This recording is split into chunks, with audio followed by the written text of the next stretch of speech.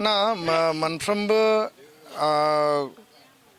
entrance exam recruitment एग्जामनि उनाव result ओंखारो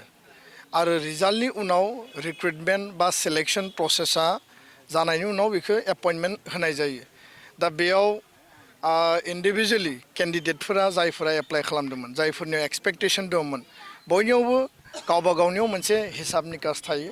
आरो ग्रिभेन्सेसफोर थायो आरो बिथांमोनाबो सानदों जे मेरिटनि आधाराव आंबो मोननांगौमोन बैबो मोननांगौमोन आङो बै खालिबो बुंदों गोबां केन्डिडेटआ जोंनियावबो माखासे कमप्लेन होफैदों जे बिथांमोननि जि एन्सार कि दङ बे एन्सार कि मथे बिथांमोना बुरजा नम्बर मोननांगौमोन किन्तु बिथांमोननिया सेलेक्शन बा मेरिटआव फैयाखिसै दा बे मेटारखौ लानानै director of education Jagdish Prasad ब्रह्मखौ टेलिफननि बुंनाय जादों आरो जोंनिफ्राय बिथांखौ खावलायनायबो जादों जे एक सप्ताहनि जि मोनसे टाइम होनानै बिथांमोना केन्डिडेटफ्रा जुदि गावबा गाव ग्रिभेन्सेसफोर दङबा बेखौ साबमिट खालामनांगौ आरो बिनि उनाव बिथांमोना भेरिफाइ खालामगोन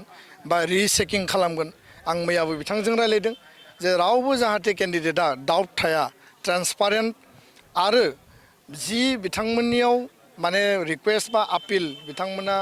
माने साबमिट खालामदों बे मथे बिथांमोननो मिथिहोनायनि बेबस्था खालामनांगौ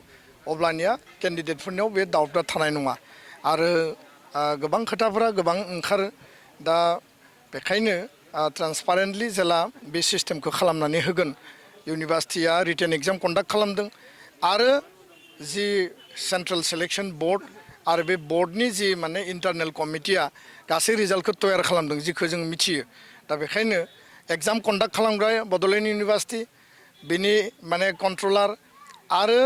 central selection board director of education jointly गोरोबनानै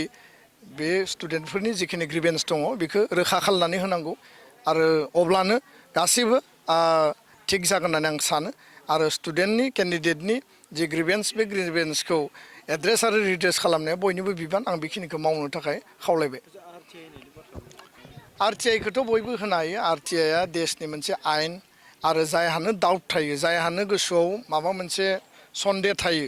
बियो आरटिआइनि गेजेरजों एन्सार शीटखौ नायनो हायो बेयाव OMR दङ ना मा दङ बा बिनि जि मोनसे मेरिटनि जि टेलि खालामनाय बे गासैबोखौबो बिथांमोना मोननो हानायनि नायनो हानायनि ट्रान्सपारेन्टलि नुनो हानायनि बयहाबो अधिकार दङ आरो आरटिआइआ खुनु गाज्रि बाथ्रा नङा गाज्रि सिस्टेम नङा आरटिआइखौ नागरिकनि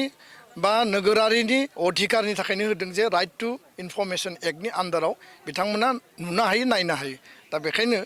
सोरबा आरटिआइ होगोन सोरबा रिकुवेस्ट लेटार होगोन जाय जि लेभेलाव गैया मानो बे ट्रान्सपारेन्टलि बयनोबो बे इनफरमेसनखौ होयोब्लानो बे क्लियार जागोन